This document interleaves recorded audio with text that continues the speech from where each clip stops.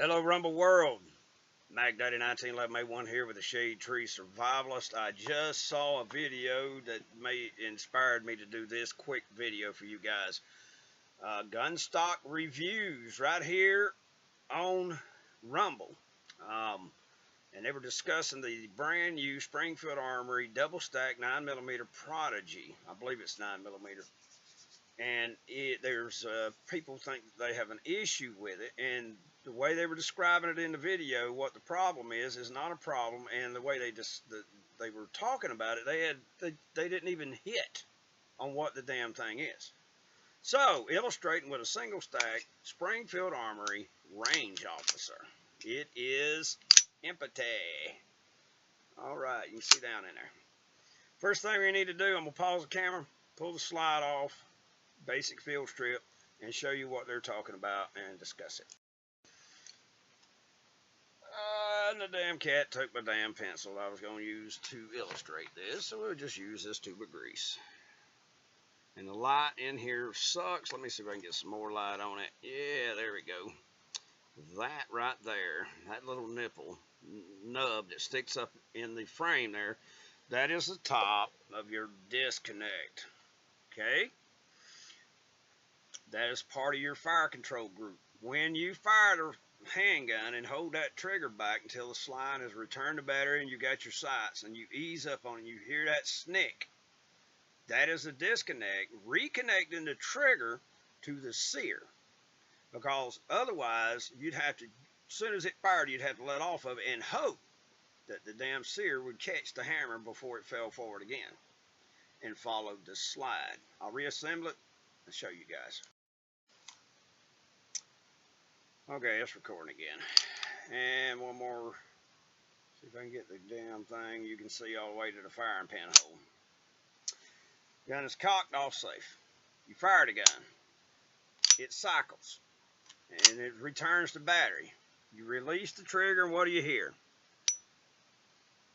You hear that little snick? That is the disconnect, reconnecting the trigger. It's moving back into position. It reconnects the trigger with the friggin' sear. The sear has already captured the hammer. The hammer is already cocked, right, before you release it. Let's do it again. Okay, the hammer is captured by the sear, which is now independent of the trigger.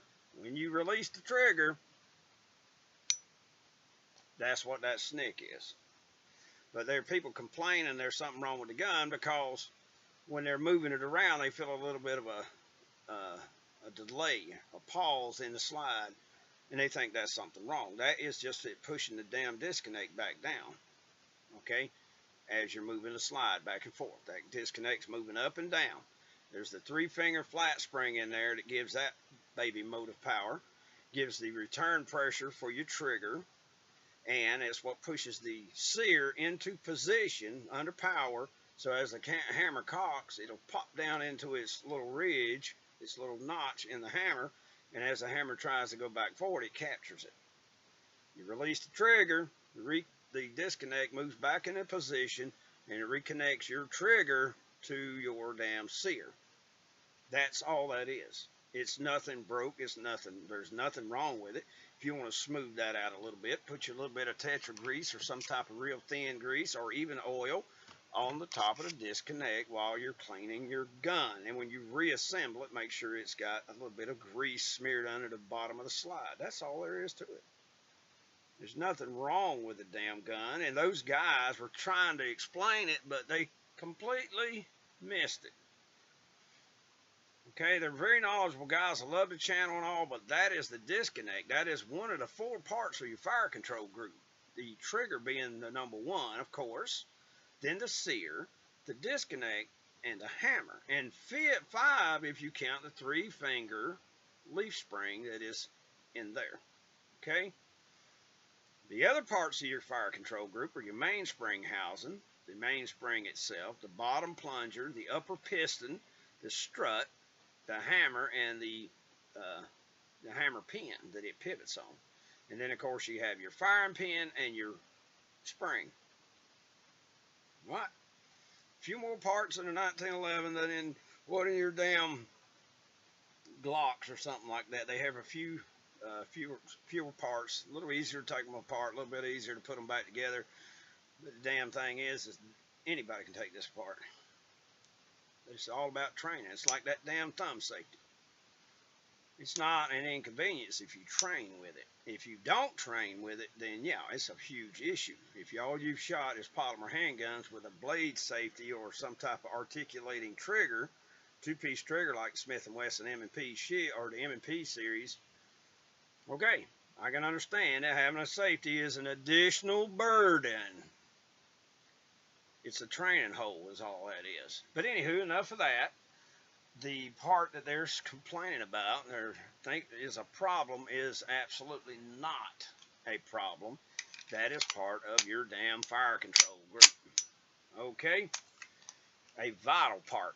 Because without that disconnect, you're not going to be able to release the trigger fast as that hammer is going to fall after recoil to catch it.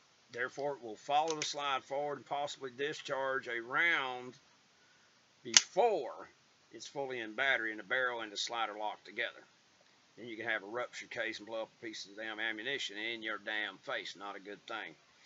But anywho, the new Springfield Armory Prodigy, the little nub that sticks up out of the frame, is part of the firing mechanism.